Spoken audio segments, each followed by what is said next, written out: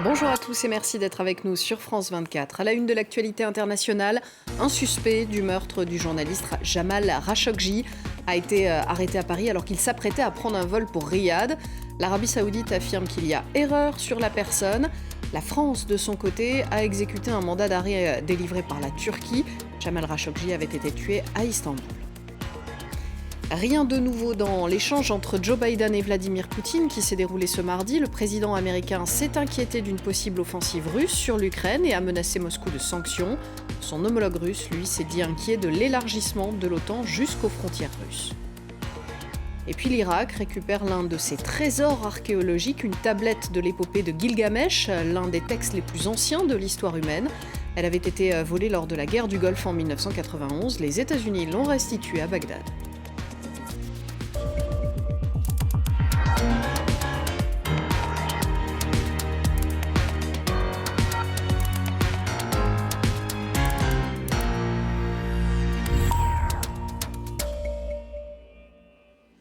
Un suspect du meurtre du journaliste Jamal Khashoggi a été arrêté à Paris à l'aéroport de Roissy. Il s'apprêtait à prendre un vol pour Riyad. Cet homme, Khalid Al-Otaibi, fait l'objet d'un mandat d'arrêt international délivré par la Turquie. Il est soupçonné d'avoir fait partie du commando qui a assassiné le journaliste au consulat d'Arabie Saoudite d'Istanbul en 2018. Retour sur cette arrestation qui intervient 3 jours donc après la visite à Riyad du président français. L'arrestation a eu lieu dans la matinée de mardi à l'aéroport parisien de Roissy-Charles de Gaulle. Un Saoudien de 33 ans est interpellé par la police aux frontières alors qu'il s'apprête à embarquer pour rentrer dans son pays. Celui-ci serait Khalid Al-Otaibi, membre du commando venu de Riyad, qui a assassiné le journaliste saoudien Jamal Khashoggi le 2 octobre 2018 dans le consulat du Royaume à Istanbul. Il faisait partie du groupe responsable de la réception du corps ou des bouts du corps de M. Khashoggi et a priori, il ferait partie de ceux qui ont déterminé où ce corps allait être caché. Donc cet individu pourrait avoir des informations extrêmement importantes pour la justice et pour la famille. L'Arabie Saoudite parle d'une erreur d'identité, mais des sources policières françaises confirment qu'il s'agirait bien de cet homme qui aurait voyagé plusieurs fois en France ces dernières semaines. Un mandat d'arrêt international contre lui et ses complices présumés avait été émis par la Turquie. Actuellement en rétention judiciaire, il pourrait être extradé vers ce pays. La veuve de Jamal Khashoggi s'est félicitée de son arrestation. Je salue l'arrestation aujourd'hui en France de l'un des meurtriers de Jamal. La France doit le juger pour son crime ou l'extrader dans un pays capable et désireux d'enquêter et de le poursuivre, de même que la personne qui a donné l'ordre de tuer Jamal. Le meurtre et le démembrement du journaliste et opposant avaient provoqué une crise profonde entre l'Arabie Saoudite et ses alliés occidentaux. Face aux accusations, notamment de la CIA, le prince héritier Mohammed Ben Salman a toujours nié être le commanditaire de ce crime. La justice saoudienne a condamné 8 membres présumés du commando, dont 5 à la peine capitale, ensuite commués en peine de prison. L'arrestation de ce mardi sur le territoire français intervient 3 jours après la visite d'Emmanuel Macron à Riyad. Une visite justement critiquée pour avoir remis sur le devant de la scène le régime à l'origine du meurtre de Jamal Khashoggi. Le variant Omicron ne serait pas plus dangereux que le Delta, il pourrait même être moins létal. C'est ce qu'a révélé le docteur Fauci dans une interview accordée à l'AFP. Le conseiller de la Maison-Blanche sur la crise sanitaire a néanmoins confirmé qu'il était plus transmissible et qu'il résistait sans doute mieux au vaccin. Ashreen Verdi en revient sur ce que l'on sait du variant Omicron et les incertitudes qui demeurent. Signalé pour la première fois à l'OMS par l'Afrique du Sud le 24 novembre, Omicron est désormais recensé dans une quarantaine de pays, une vingtaine rien qu'en Europe. En France, on dénombre au moins 25 cas positifs.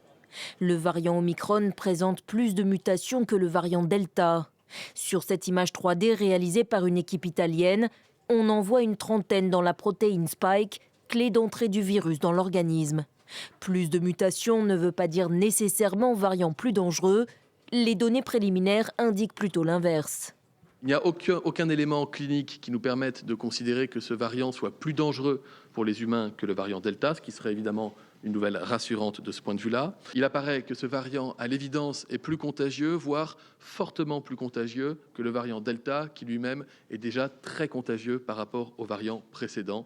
Sera-t-il aussi plus résistant au vaccin ? Impossible de répondre à cette question à ce jour. Selon l'OMS, c'est le variant Delta qui est quasi hégémonique dans le monde. Et pour l'heure, c'est vers lui que doivent se diriger les efforts.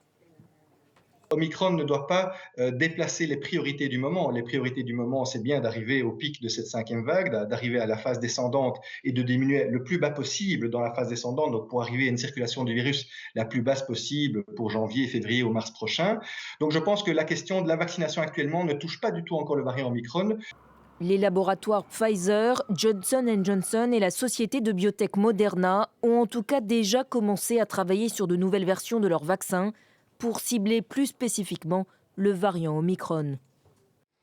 L'entretien du jour entre les présidents américains et russes, Joe Biden a répété encore une fois les menaces de sanctions économiques entre autres si la Russie menait une offensive sur l'Ukraine et s'est dit inquiet de l'accumulation de troupes russes à la frontière avec l'Ukraine. Vladimir Poutine, de son côté, a dénoncé le potentiel militaire croissant de l'OTAN aux frontières de la Russie. Le président russe qui a demandé des garanties sur le non-élargissement de l'Alliance vers l'Est. Nous allons à Moscou retrouver notre correspondant Julian Collin pour voir comment cet entretien a été perçu côté russe. Peut-être un petit geste d'apaisement de la part de Vladimir Poutine aujourd'hui envers Joe Biden. Au cours des 2h20 environ qu'ont duré l'entretien entre les deux hommes, le président russe propose ainsi de mettre un terme aux différentes restrictions des corps diplomatiques entre les deux pays. On sait que depuis quelques mois, depuis quelques années même, de nombreux diplomates américains et russes ont bien sûr été expulsés de leurs pays respectifs. Mais sans nul doute, le ton est resté également très ferme entre les deux hommes aujourd'hui sur le dossier extrêmement épineux et sensible qu'est l'Ukraine, bien sûr. Vladimir Poutine a ainsi demandé, selon les agences de presse, au cours de l'entretien, des garanties extrêmement forte, voire légale, de la part de l'OTAN et de la part des États-Unis sur une non-expansion vers l'Est de l'OTAN plus encore qu'aujourd'hui. Et également, Vladimir Poutine a, je cite, dénoncé le potentiel militaire extrêmement croissant de l'OTAN à ses portes, aux frontières donc de la Russie. On sait depuis longtemps maintenant, depuis quelques années, la Russie n'a cesse de dénoncer l'expansion toujours plus, selon eux, forte de l'OTAN donc vers ses portes. Et on sait que ce dossier est extrêmement existentiel pour les Russes en réalité, qui ne veulent pas que l'Ukraine ou encore la Géorgie, par exemple, deux pays qui flirtent avec l'OTAN, deviennent des véritables bases arrières de matériel militaire américain, de véritables porte-missiles, on pourrait dire, tout près de Moscou. Et bien sûr, c'est pour ça, selon les médias russes et donc les observateurs ici, également selon le Kremlin, que la Russie a fait ses grandes manœuvres militaires auprès de la frontière ukrainienne. Ce n'est pas pour envahir, selon eux, l'Est de l'Ukraine du tout, mais plutôt de manière préventive, pour monter les enchères et mettre la pression sur les États-Unis pour un désengagement avec l'Ukraine, donc, et pour revenir à la table des négociations sur une sortie de ce conflit et de cette crise et de cette escalade. La guerre en Éthiopie à présent. Le gouvernement affirme avoir repris le contrôle de deux villes stratégiques, de Dessie et Kombolcha. Tout le mois de novembre, les forces gouvernementales ont annoncé une série d'avancées sur les rebelles tigréens. Une contre-offensive gouvernementale dont il est bien difficile de confirmer la réalité, tant cette guerre se déroule à huis clos. Florent Rodeau. Notre victoire va se poursuivre. Rien ne va nous arrêter. Vous allez frapper l'ennemi et vous allez gagner. Un prix Nobel de la paix, en treillis militaire au milieu de ses troupes, pour les galvaniser. Sur ces images, le Premier ministre éthiopien Abiy Ahmed affiche sa confiance. Il l'assure, son gouvernement a repris le contrôle de deux villes clés, Dessie et Kombolcha. Situées dans le nord du pays, elles étaient tombées en octobre aux mains des rebelles tigréens du TPLF et de leurs alliés de l'armée de libération Oromo, faisant craindre une offensive sur la capitale Addis Abeba, 400 km plus au sud. Nos troupes ont libéré toutes ces zones sans eau ni nourriture. La victoire qu'ils ont remportée est incroyable. Nous sommes très fiers du ministère de la Défense nationale. Des affirmations contestées par le TPLF. Sur Twitter, son porte-parole indique que si les forces rebelles ont battu en retraite, cela faisait partie de leur plan. Il n'y avait pas d'unité organisée pour libérer ces villes. Les habitants le savent et les généraux d'Abiy le savent. Des informations bien difficiles à vérifier, la plupart des communications étant coupées dans le nord de l'Éthiopie. Une chose est sûre, ces combats débutés en novembre 2020 entre forces gouvernementales et rebelles dans le Tigré ont ravagé le pays. Au moins 2 millions de personnes ont été déplacées et la famine gagne chaque jour du terrain. Le Chili ouvre le mariage aux couples homosexuels. Le Parlement a validé le projet de loi ce mardi. Reste maintenant au président Piñera à promulguer le texte, ce qu'il fera rapidement puisque c'est lui qui avait demandé en juin dernier aux parlementaires de statuer en urgence. Sebastián Piñera achèvera son mandat en mars prochain. Ce projet de loi avait été déposé en 2017 par sa prédécesseur Michelle Bachelet. Le bilan humain de l'éruption volcanique de samedi dernier en Indonésie est désormais de 34 morts. Les recherches de survivants se poursuivent. Le président indonésien Joko Widodo a visité ce mardi la zone sinistrée sur l'île de Java. David Gilberg. Dans cet abri temporaire non loin du mont Semeru, les personnes évacuées profitent d'un repas chaud. Ils font partie des Javanais qui ont dû quitter leur maison après la dernière éruption du volcan. Ma maison a été détruite, le plafond aussi. J'ai ouvert la porte, la chaleur était très forte. J'ai décidé de fuir. 3 jours après l'éruption, voici ce qui reste des villages qui entourent le volcan Semeru. Récoltes dévastées, arbres arrachés, maisons détruites, un paysage de désolation recouvert de cendres. Jusqu'ici, près de 4000 personnes ont dû être évacuées de la zone. Le président indonésien s'est rendu sur place ce mardi. Il promet de renforcer les services d'aide et de secours et de reloger de manière permanente les sinistrés. On m'a indiqué qu'il y a environ 2000 maisons dont les habitants devront être relogés.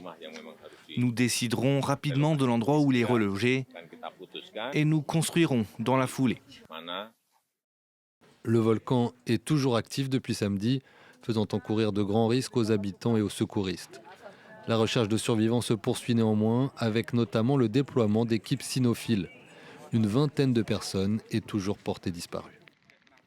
Les États-Unis ont rendu à l'Irak une tablette de Gilgamesh, l'un des plus vieux textes de l'histoire de l'humanité, vieux de 3500 ans et volé pendant la guerre du Golfe en 1991. Les autorités irakiennes ont célébré une victoire contre ceux qui volent l'histoire du pays. Ashran Vernian. 3 objets inestimables restitués à l'Irak par la Grande-Bretagne et les États-Unis.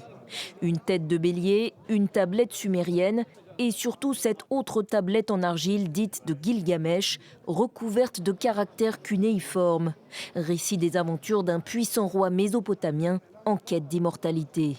La tablette est considérée comme l'une des plus anciennes œuvres littéraires de l'humanité. Les autorités irakiennes parlent d'un jour historique. La tablette de Gilgamesh est une tablette en argile vieille de 3500 ans où figurent des inscriptions en sumérien. Cette œuvre, le musée de la Bible de Washington l'a rendue à notre ambassade aux États-Unis. La tablette de Gilgamesh aurait été volée dans un musée irakien ou sur un site archéologique durant la guerre du Golfe en 1991. Son histoire a depuis été chaotique, décrite en septembre dernier lors de la cérémonie officielle de restitution.